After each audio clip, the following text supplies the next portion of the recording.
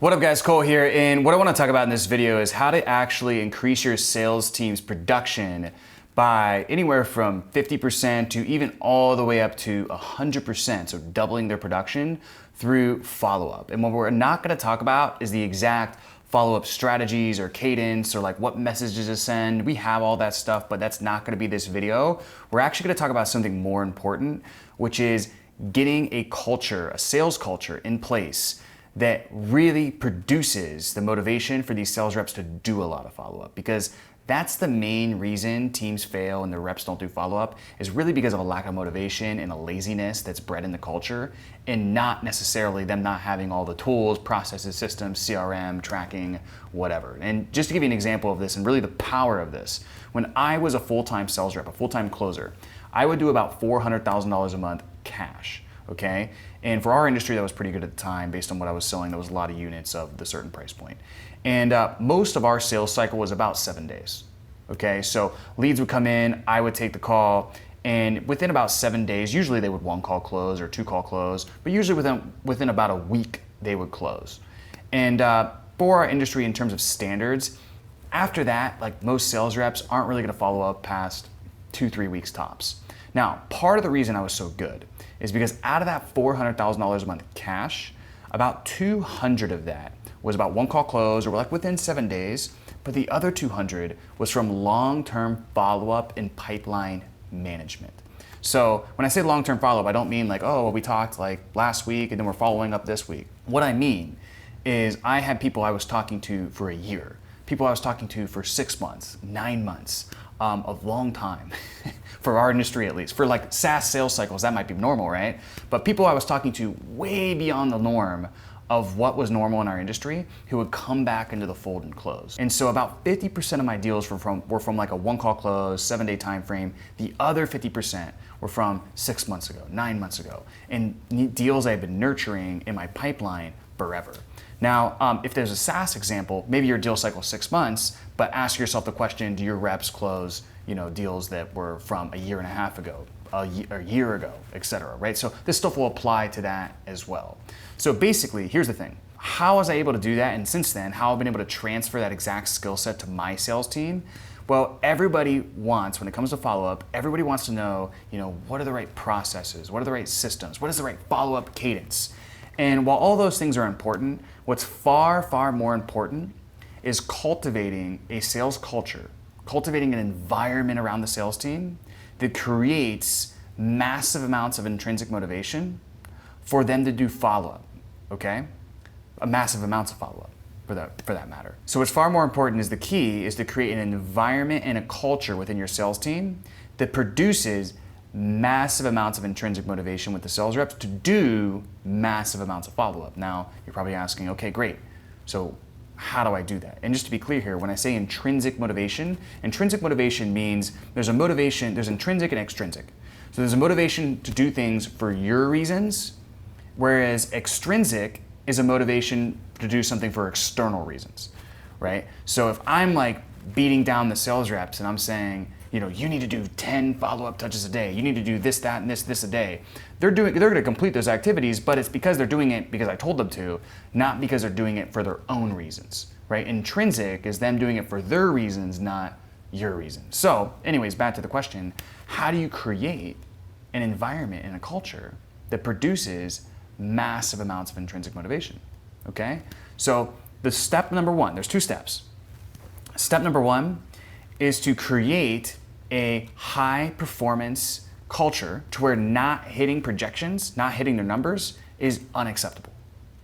Okay? So you have to have massive amounts of radical transparency and accountability, right? So with our team, we set projections the beginning of the month, beginning of the beginning of the week, and we also review them every single day. So every single day in our sales meetings, we have daily sales meetings, which you have to be able to do this. We set projections every single day. And we say, okay, we projected 30 for the month, we're here. We projected this many for the week, we're here. We're projecting this yesterday, this is what we actually hit yesterday. So there's massive amounts of accountability here, massive amounts of accountability. And within our culture, we have a culture where it doesn't matter if you miss projections by 1, if you missed it by whatever, not hitting the numbers you said you were going to hit is unacceptable. That's breaking a promise to yourself. So this is one of the best frameworks I learned from one of my previous mentors. So that's step number one, is you have to create a sales culture where not hitting projections is not acceptable. And this will really start to take effect. You'll see the power of this when you have a culture, and let's say like we have probably 15 sales reps now, and you'll create a culture where usually about 12 of your reps hit their numbers every single week. And sure, you have the guys who miss every now and then, but for the most part, everybody's hitting their numbers because they're accurately projecting, and at the same time, they're hedging their behavior to such a high extent to where, in the worst case scenario, they're going to hit those projections. And that creates predictability and also the feeling of control, and that feeling of control lends to certainty, and certainty sells. So step number one, creating a sales culture, creating an environment where not hitting projections is unacceptable. Step number two is coaching your team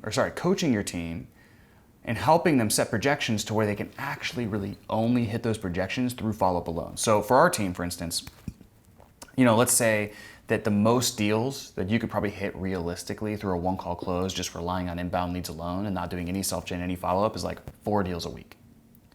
So I'm going to coach my team to set projections to essentially where, maybe I'm helping them set it for 6 or for 7.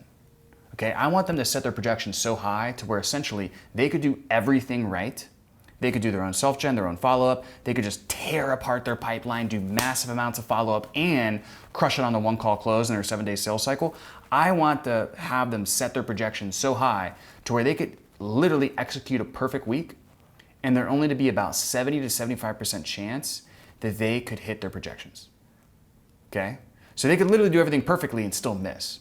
But most times, if they do everything perfectly, they're going to hit it. Now, what that does, okay, so I want to help coach them to where I kind of hit that sweet spot of 70% correctly, and they could still miss. And I actually got that framework from the former COO of IBM, was something he did with all his employees. So what that actually does is it stretches them because they have to put together, they're going to be in this mindset to where they literally got to execute everything perfectly each week to hit projections, and they could still miss. And what's going to happen is they're going to, not only is their level of motivation and level of action, they're going to take a way up, but they're going to, by nature and by pressure of trying to hit those projections, because again, the culture is not hitting those projections is not acceptable. So it's going to create a pressure cooker that's going to cause them to innovate. And so, now I'm a sales consultant, sales trainer, and all of these things.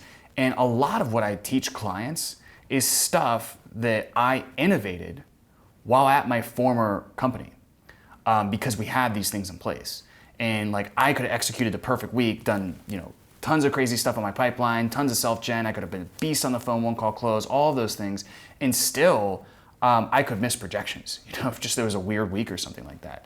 And so the pressure to hit the projections because the standard was so high caused me to innovate all of these different things that I teach today, especially on the follow-up, the lead generation side. There's certain follow-up strategies that I just made up that because of this pressure I was under, I just made up, and since then have made us millions of dollars, right? And so you might be watching this thinking okay, that's a little bit intense, having, setting that basically that super high standards, super high accountability culture where not hitting projections is unacceptable, and then coaching them, helping them set their projections to where they could execute the week almost perfectly and only 70 to 75% chance they could hit it. You might think that that's pretty intense, but it's really a gift you can give to your sales team.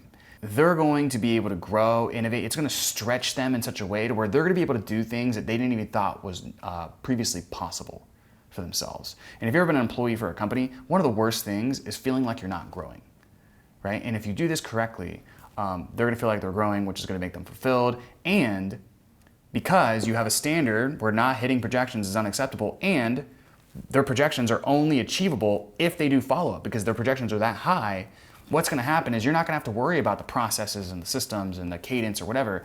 They're just going to do follow-up, right? And a lot of it, because it's the only way they can hit their projections. Now, you got to make sure when you're coaching them to set their projections high, you have to make sure you're understanding the salesperson. What is important to them? What are their goals?